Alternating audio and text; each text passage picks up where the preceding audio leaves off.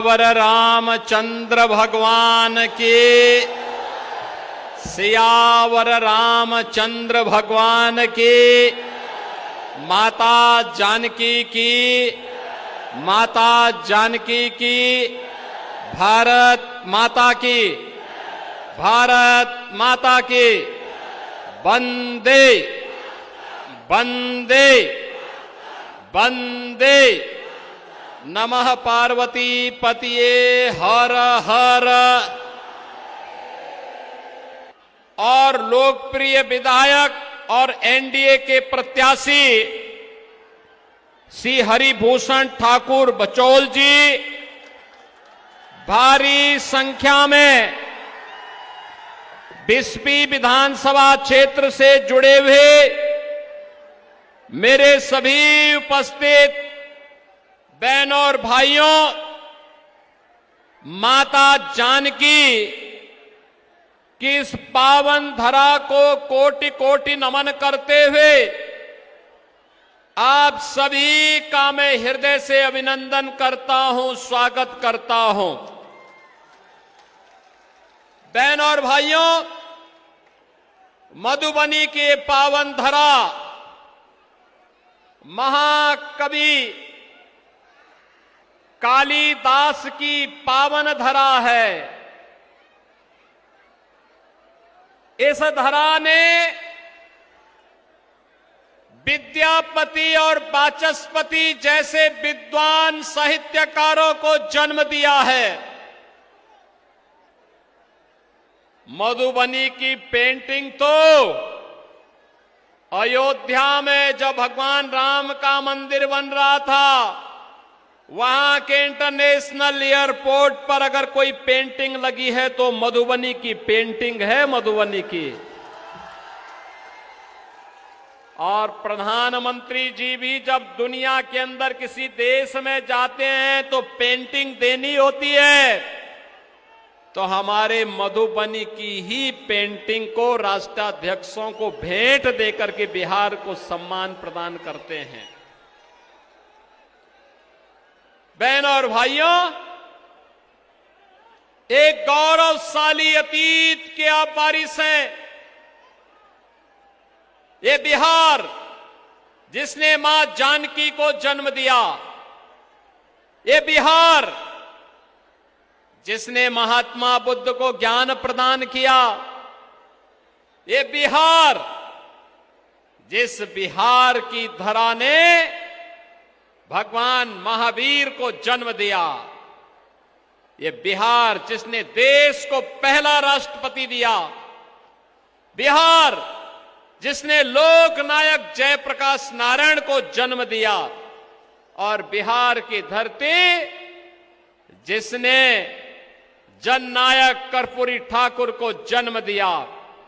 ऐसी पावन धरा, जिस बिहार ने भारत के स्वर्ण युग को लाने का काम चंद्रगुप्त मौर्य और चाणक्य की जोड़ी ने भारत के स्वर्ण युग को लाने का कार्य किया हो, वह बिहार, आज उस बिहार में विधानसभा के चुनाव चल रहे हैं। बहनों और भाइयों, एनडीए को भी और महागठबंधन को भी आपने जांचा है, परखा है। बहनों और भाइयों, दोनों का अपना इतिहास है, अपनी कार्य पद्धति है। एनडीए मोदी जी के मार्गदर्शन और नेतृत्व में बिहार के अंदर नीतीश बाबू के नेतृत्व में पिछले 20 वर्ष में सुशासन की सुदृढ़ नींव देने का काम की है। बिहार में बहनों और भाइयों, इन 20 वर्षों के अंदर बिहार के अंदर विकास और सुशासन की एक सुदृढ़ नींव स्थापित हुई है। आज बिहार के अंदर सड़क है, बिजली है, पानी है, बिहार के अंदर रेलवे की बेहतर कनेक्टिविटी है। आज बिहार के अंदर इनलैंड वाटरवे की सुविधा यानी जल मार्ग की सुविधा भी गंगा जी के ऊपर आ गई है। और अब पटना में मेट्रो का संचालन भी हो गया है। बहनों और भाइयों, आज के बिहार में एनआईटी भी है, आईआईटी भी है, आईएम भी है, एम्स भी है, इंजीनियरिंग कॉलेजेस और मेडिकल कॉलेजेस की एक लंबी श्रृंखला भी बिहार में है। अब बिहार सुशासन और विकास की सुदृढ़ नींव पर एक स्वर्णिम और समृद्ध बिहार बनने की ओर अग्रसर हो रहा है और उसी स्वर्णिम और समृद्ध बिहार के लिए चुनाव वर्तमान में चल रहे हैं। बहनों और भाइयों, हमें नहीं भूलना चाहिए कि जिस बिहार ने कभी नालंदा विश्वविद्यालय दिया, उस बिहार के सामने पहचान का संकट खड़ा करने वाले लोग कौन थे? याद करिए, यही बिहार है। नालंदा विश्वविद्यालय के माध्यम से कहते हैं हजारों स्नातक प्रतिवर्ष स्नातक की डिग्री पास करके बिहार की नालंदा विश्वविद्यालय से देश और दुनिया में जाते थे। लेकिन एक समय ऐसा भी आया जब बिहार में साक्षरता के पायदान पर, विकास के पायदान पर, सबसे निचले पायदान पर बिहार चला गया। बिहार बीमारू हो गया। बिहार बीमारू हुआ तो भारत भी पिछड़ गया। बहनों और भाइयों, उसी बिहार में जंगल राज लाने वाले कौन लोग थे? बिहार के नौजवानों के सामने पहचान का संकट खड़ा करने वाले कौन लोग थे?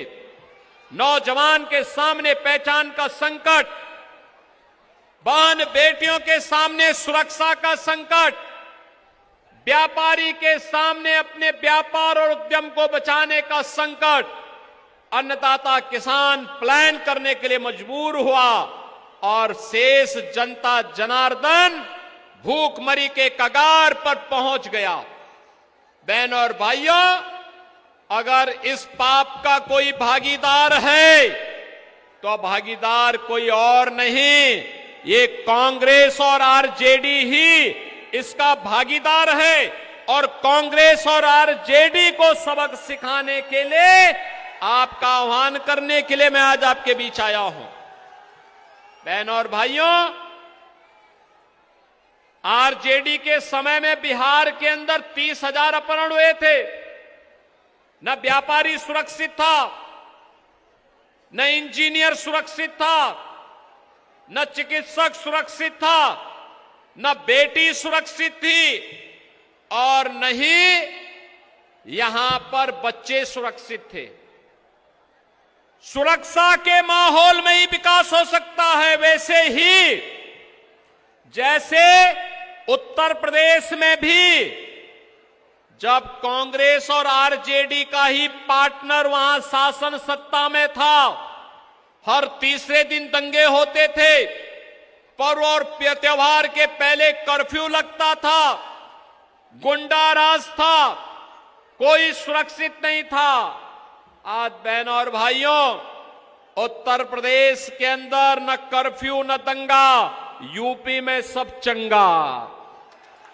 आज यूपी में कोई समस्या नहीं।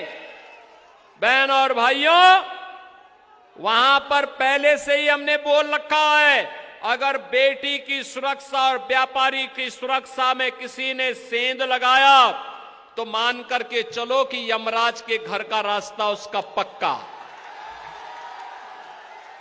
अगर गरीब की जमीन पर कब्जा किया तो मान करके चलो कि बुलडोजर फिर तैयार है उसकी हड्डी पसली एक करने के लिए।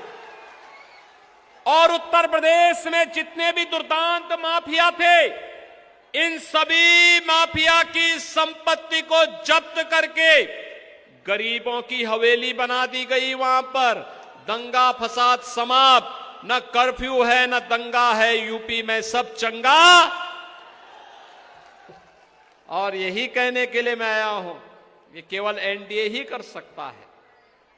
आतंक से मुक्त, गुंडागिर्दी से मुक्त, अराजकता से मुक्त, विकास और सुशासन की सुदृढ़ नींव। आपने देखा होगा ये कांग्रेस और आरजेडी के लोग जब अयोध्या में राम मंदिर का आंदोलन चल रहा था, राम भक्त नारा लगाता था, रामलला हम आएंगे, मंदिर वहीं बनाएंगे, बोलते थे ना। कांग्रेस के लोग क्या कहते थे? कहते थे मंदिर कभी नहीं बना पाओगे। आरजेडी के लोग राम मंदिर का रथ रोकते थे। कांग्रेस के लोग सुप्रीम कोर्ट में जाकर के खिलाफ पैरवी करते थे और कहते थे राम हुए ही नहीं। अरे राम नहीं हुए तो फिर माता जानकी भी तो है, हनुमान जी भी तो हैं। लेकिन बहनों और भाइयों, ये अपमानित करते थे। इनका सहयोगी समाजवादी पार्टी उत्तर प्रदेश में राम भक्तों पर गोलियां चलाया करता था। हम तब भी बोलते थे, तब भी हम बोलते थे लाठी गोली खाएंगे मंदिर वहीं, लाठी गोली खाएंगे मंदिर वहीं। और उत्तर प्रदेश में डबल इंजन की भाजपा की सरकार बनी, मोदी जी प्रधानमंत्री हैं और उत्तर प्रदेश में सरकार बनी। आज अयोध्या में राम मंदिर का निर्माण हो गया ना। कोई संदेह है क्या? कोई संदेह है क्या? अयोध्या में राम मंदिर और अयोध्या के इंटरनेशनल एयरपोर्ट का नामकरण किसके नाम पर? महर्षि वाल्मीकि के नाम पर हुआ है। रेन बसेरा का नामकरण निषाद राज के नाम से, और भक्तों और श्रद्धालुओं के लिए जहां प्रसाद बनता है उस भवन का नाम है माता सबरी। यानी इन सभी को सम्मान देने का काम अगर किसी ने किया है तो ये एनडीए ने किया है। मोदी जी के नेतृत्व में डबल इंजन की एनडीए की सरकार ने किया है। बहनों और भाइयों, अगर अयोध्या में रामलला का भव्य मंदिर है तो सीतामढ़ी में मां जानकी का भी भव्य मंदिर का निर्माण कार्य एनडीए की सरकार ने प्रारंभ कर दिया है। बहनों और भाइयों, यह आस्था का सम्मान एनडीए कर रही है, विकास एनडीए कर रही है। और देखो, मोदी जी ने तो 11 वर्ष में कायाकल्प करके रख दिया है। आपने देखा होगा 80 करोड़ लोगों को फ्री में राशन, 50 करोड़ लोगों को 5 लाख रुपए प्रतिवर्ष मुफ्त में स्वास्थ्य की सुविधा, 46 करोड़ गरीबों के बैंक में खाते, 12 करोड़ अन्नदाता किसान को किसान सम्मान निधि, 12 करोड़ गरीबों के घर में शौचालय का निर्माण, 10 करोड़ गरीबों के घर में रसोई गैस का सिलेंडर पहुंच गया। बहनों और भाइयों, यही नहीं, 4 करोड़ गरीब के घर में, 4 करोड़ गरीब के घर में आवास की सुविधा और 3 करोड़ गरीबों को मुफ्त में बिजली का कनेक्शन हो गया ना। राशन फ्री, स्वास्थ्य की सुविधा फ्री, उज्ज्वला योजना का कनेक्शन फ्री, बिजली का कनेक्शन फ्री, हर घर नल के माध्यम से पेयजल की सुविधा फ्री। बहनों और भाइयों, ये होती है एनडीए सरकार के गरीब कल्याणकारी कार्यक्रम। मोदी जी फ्री में राशन दे रहे हैं और यहां पर कांग्रेस और आरजेडी के नेता घोषणा कर रहे हैं कि हम ये करेंगे वो करेंगे। जब सत्ता में थे तब क्या कर रहे थे? तब तो अरे ये लोग राशन क्या देंगे, ये तो पशुओं का चारा ही टकार गए थे। क्या उम्मीद करते हैं आप इनसे? याद करिए, ये रसोई गैस का सिलेंडर कांग्रेस की सरकार के समय 50,000 में ब्लैक होता था, मोदी जी ने फ्री में दे दिया। बहनों और भाइयों, कार्य करने के लिए इच्छा शक्ति होनी चाहिए। ये कांग्रेस आरजेडी अराजकता की प्रतीक है, जंगल राज की प्रतीक है, गुंडागिर्दी की प्रतीक है। इन्हें दोबारा सत्ता में आने नहीं देना है, अन्यथा आने वाली पीढ़ियां हमेशा कोसेंगी। ये बिहार को फिर से जंगल राज की ओर ले जाने का कुत्सित प्रयास करेंगे। हमें डबल इंजन की एनडीए की सरकार बिहार के अंदर फिर से चाहिए और इसी के लिए आपसे अपील करने के लिए हम लोग आए हैं। बहनों और भाइयों, एनडीए ने श्री हरिभूषण ठाकुर बचौल जी को, जो आपके लोकप्रिय प्रत्याशी हैं और यहां के लोकप्रिय विधायक भी हैं, इनको अपना प्रत्याशी बना करके आपके बीच उतारा है। याद करना ये क्षेत्र सुरक्षा की दृष्टि से संवेदनशील है। घुसपैठियों की लॉन्चिंग पैड मत बनने दीजिए। आरजेडी और कांग्रेस उसी फिराक में है। उन घुसपैठियों को घुसा करके आपके अधिकारों को छीन लेंगे, फिर से उसको हड़प लेंगे। एक गरीब देखता रह जाएगा, घुसपैठिया सब हजम कर जाएगा। आपकी जमीन पर, आपके जायदाद पर, आपके राशन कार्ड पर कांग्रेस और आरजेडी की टेढ़ी निगाहें लगी हुई हैं। इनको दोबारा आने का अवसर नहीं देना है और इसीलिए आपका आह्वान करने के लिए मैं आया हूं। मैं तो आप सबसे कहूंगा, आपका संकल्प होना चाहिए कि जो राम का नहीं वो हमारे किसी काम का नहीं। आप मानते हैं ना, ये कांग्रेस हो या आरजेडी, ये सभी रामद्रोही हैं। आप सोचो इनका आचरण क्या है। अभी परसों ही वंदे मातरम जो भारत का राष्ट्रीय गीत है, राष्ट्रीय गीत के 150 वर्ष हुए हैं और 150 वर्ष पूर्ण होने पर समारोह हो रहा था, कांग्रेस विरोध कर रही थी। आरजेडी के लोगों के मुंह से कुछ भी नहीं निकल रहा था। अरे देश का गीत है, भारत माता का गीत है, भारत माता की वंदना है, लेकिन इनको इसमें भी वोट बैंक दिखाई देता है। बहनों और भाइयों, जो भारत माता की जय नहीं बोल सकता हो, जो भारत माता की जय न बोल सकता हो, जो भगवान राम का विरोध करता हो, जो मां जानकी का विरोध करता हो, क्या उसको वोट देना चाहिए? क्या उसको हम वोट देके पाप का भागीदार बनेंगे क्या? हमारा तो एक ही संकल्प होना चाहिए कि जो राम का नहीं हमारे किसी काम का, और राम भक्त हैं भारतीय जनता पार्टी और एनडीए से समर्थित श्री हरिभूषण ठाकुर बचौल जी। ये राम भक्त हैं, पक्के राम भक्त हैं। देखो उनके कपड़े देख लो ना, पूरा राम भक्त के कपड़े हैं और वे उसी रूप में आए हैं। उनके कपड़ों को देख करके हर रामद्रोही थरथर कांपेगा, भागेगा, मैदान छोड़ करके भागेगा और चिढ़ेगा भी। लेकिन उनकी चिंता किए बगैर 2020 में आपने अगर 15,000 से जिताया है, इस बार 50,000 से चुनाव जिता करके हरिभूषण ठाकुर को जिता करके भेजे। जिता करके भेजेंगे ना सभी लोग जिताएंगे। यहां पे घुसपैठियों के हमदर्दियों को तो नहीं लाने देंगे ना, अपने हक पे डकैती नहीं डालने देंगे ना, बच्चों के आने वाली पीढ़ी के भविष्य के साथ खिलवाड़ तो नहीं करने देंगे ना।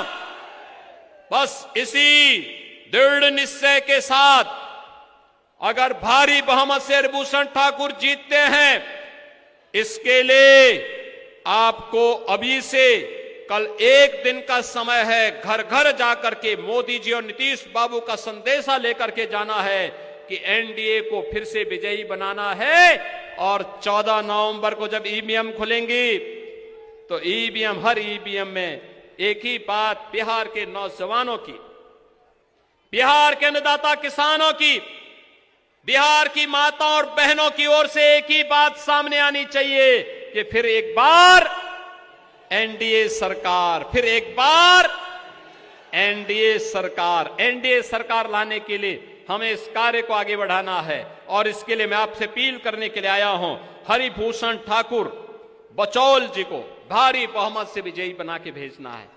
बना के भेजेंगे। सभी लोग सहमत है ना? दोनों हाथ ला करके बोलो। इधर उधर उधर, पीछे छत के ऊपर, उधर बाउंड्री वाल के पीछे भारी संख्या में मैदान छोटा पड़ गया है। सभी लोग बोलो, दोनों हाथ ला करके सहमत हैं तो मेरे साथ बोलेंगे, भारत माता की, भारत माता की, भारत माता की जय श्री राम, जय जय श्री राम।